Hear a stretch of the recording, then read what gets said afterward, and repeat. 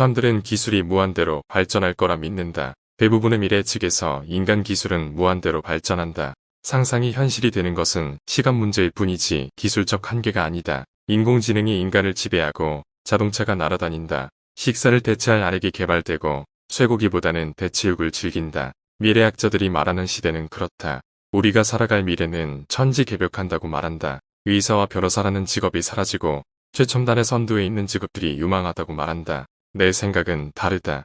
2040년에도 의사와 변호사는 유망 직종일 것이고 자동차가 날아가는 일은 일반적이지 않을 것이다. 공고기가 쇠고기를 대체하지도 않을 것이고 화장실 청소는 슬리퍼를 신은 인간이 직접 할 것이다.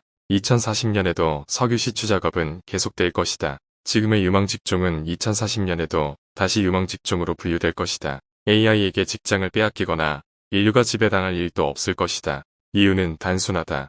기술은 독단적으로 발전하지 않는다. 기술은 법률과 사회인식, 문화의 속도와 함께한다. 혼자서 독주하지 못한다. 인류는 이미 1960년대 달을 다녀왔지만 누구나 달 여행을 갈 수 있는 것은 아니다. 거기에는 비용, 경제, 정치, 문화와 더불어 다양한 이유가 섞여 있을 것이다. 신기술이라고 하는 기술도 일부 부유한 이들의 선택적 소비가 우선할 것이다. 1842년 전기차는 가솔린차보다 먼저 개발됐다. 토머스 데번포트와 로버트 데이비스는 전기차를 개발했다. 이에 미셸 셰퍼라는 역사가는 전기차가 실패한 이유가 기술적 한계가 아니라 사업 전략상의 실패라고 했다.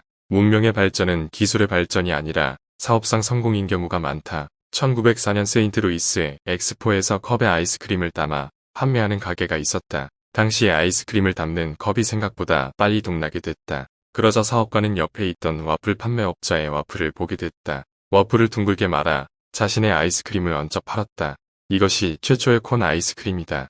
아이스크림 판매업자는 컵에 대한 지출을 줄였고 와플콘을 사업에 도입하면서 비즈니스가 확대됐다. 사업적 성공은 유행처럼 번지고 시장을 독점해 나간다. 아이스크림 콘이 기술적으로 맛있기 때문에 개발한 것이 아니라 사업상의 성공이었기 때문이다. 인공지능은 기본적으로 수집 데이터가 많아야 한다. 사람들의 데이터를 모으기 위해서 개인정보 활용 동의가 반드시 필요하다. 인공지능은 미국보다 중국이 유리하다.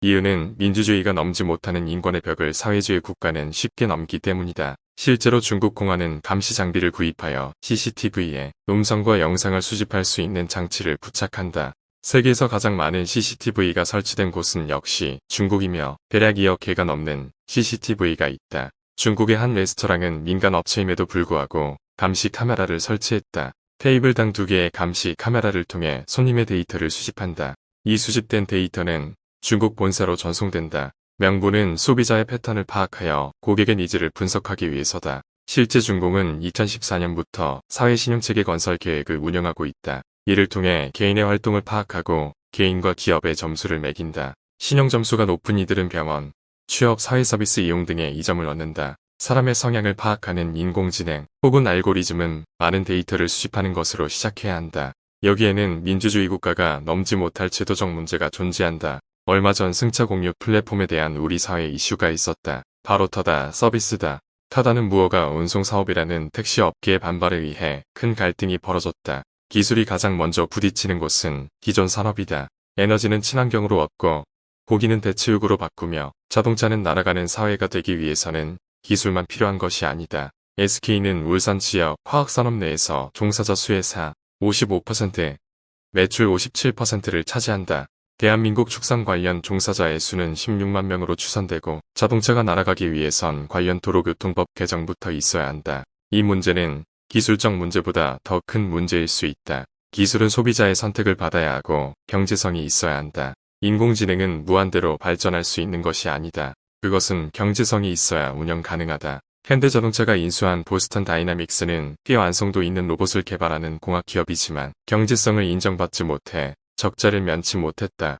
2040년에도 아프리카와 중동에서는 분쟁이 계속될 것이다. 인류가 달로 간다고 하더라도 우리 대부분은 쪼그려 앉아서 싸구려 발톱깎이로 발톱을 깎을 테고 화장실 변기가 막히면 뚫어뻥을 찾을 것이다. 초등학생들은 문방구에서 쫀득이를 사 먹을 테고 쌀입이 빗자루는 시골 어딘가에서 사용되고 있을 것이다. 사람들은 역시나 아픈 신체를 인간에게 치유받길 원할 것이고 억울하고 답답한 일을 기계가 아니라 인간에게 털어놓고 싶을 것이다. 책은 대체로 일본의 미래에 대한 이야기를 한다. 인구가 급격하게 줄어드는 일본의 부동산 전망과 경제에 대한 이야기를 한다. 개인적으로 생각하기에 일본의 미래는 그닥 밝아 보이지 않는다. 가장 심각한 것은 인구다. 이는 우리도 같은 문제를 갖고 있다. 어쩌면 일본보다 더 심각한 문제를 갖고 있는지도 모른다. 대체적으로 이 책이 말하고자 하는 부분에서 일부분은 동의를 하고 동의하지 못한 부분도 확실하게 많다. 책을 읽으며 이처럼 자신의 생각과 비교해보는 것도 굉장히 재미있는 부분이 아닐까 싶다.